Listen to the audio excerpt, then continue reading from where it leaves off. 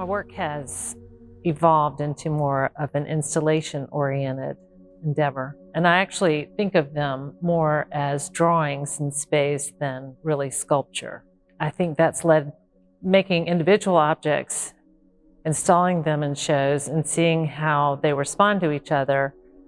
Over time, I've become more sensitive to the chemistry that forms between pieces. And that's led to a whole newer way of thinking about how to coordinate them in a space. And this space at the Hilliard is so beautiful for that because of the height. It's natural light, it's also lighting. So that's been an interesting learning period. Using larger work in this space, it's not a huge space on the floor, but the dimensional height has been great to work with and has also moved me in a new direction of doing more vertical work. Usually my work is more horizontal.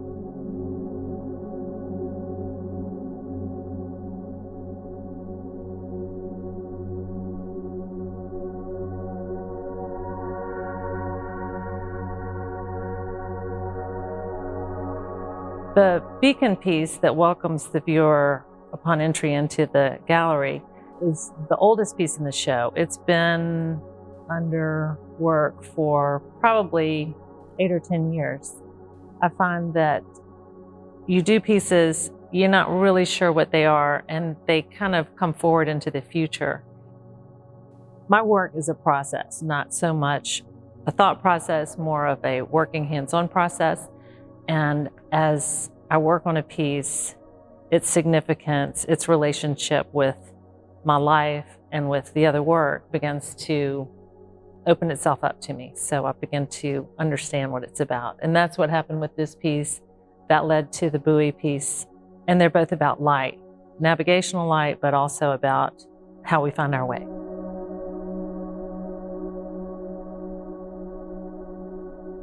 Since I was a child, my play has been about making things, and that's where I'm the most satisfied. And learning to weld helped me jump light years forward, because before that I'd been working more two-dimensionally. It seemed like the two-dimensional work was starting to get so textural that it was starting to come off. Then it was becoming just, I guess, maybe a wall sculpture, and then it finally jumped off into 3 dimensions out into the room. But I still do think of them more two-dimensionally in a way, because I think that they're drawings.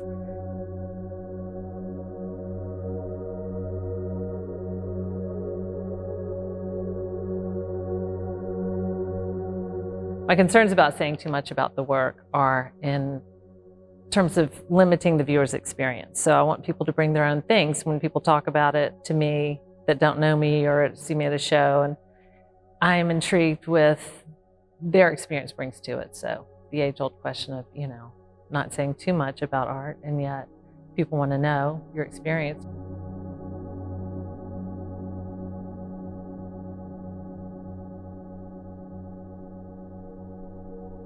I've had the same studio for 10 years in New Orleans by the river, and I've collected a lot of things, found objects we'll call them. Those things that have been sitting around in nooks and crannies in the studio seem to have all wanted to jump into this piece, this installation. It's allowed me to expand the types of things that I use and incorporate into the work.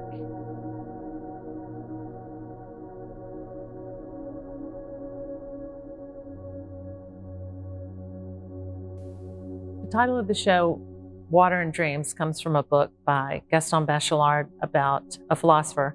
He's written a lot of books about space and how it's perceived. The book, along with the landscape of this area, the environment, not necessarily cerebrally or intentionally, but having lived in Louisiana, and this part of Louisiana has some ideas in my mind. I grew up in swampy land in Alabama, and so that is in the back of my head with evaporation, condensation, this water. My work has always been about water and the elements, really a lot of the elements. I'd say this phase of it is water.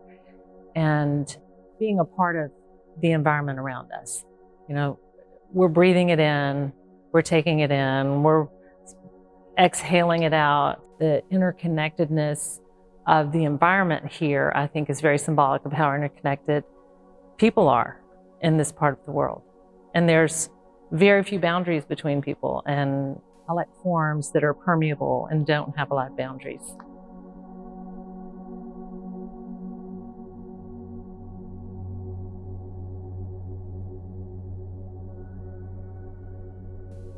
Where my life has come from and where it's gone to, I've always lived around coasts, I've always lived around water.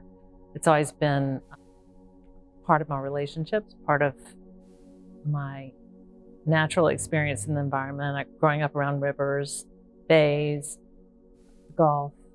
It's been literal and figurative part of my life, this water navigational system. When I was growing up, you could get to somebody's house faster in a boat sometimes than in a car. So I met a man recently from somewhere around here. He was 84 and had never driven a car. He went everywhere by pirogue. I think that's fascinating that somebody in this day and time has had that experience. And I'm sure that's changing quickly, but I think we have a connection with nature here in this part of the world that is maybe still a little unique.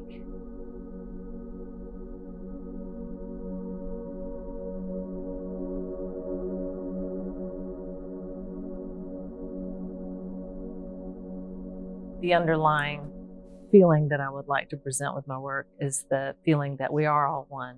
We are all one. The environment is part of us. It's part of us physically.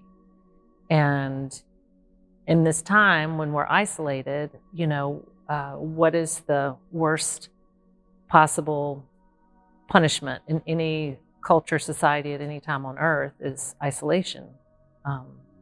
Being excommunicated, being, pushed out of the tribe. That's almost like death to people historically. So if there's one thing I would like to embrace with the work, it's everything is part of something else. Everyone is part of someone else. All of our lives are completely intertwined.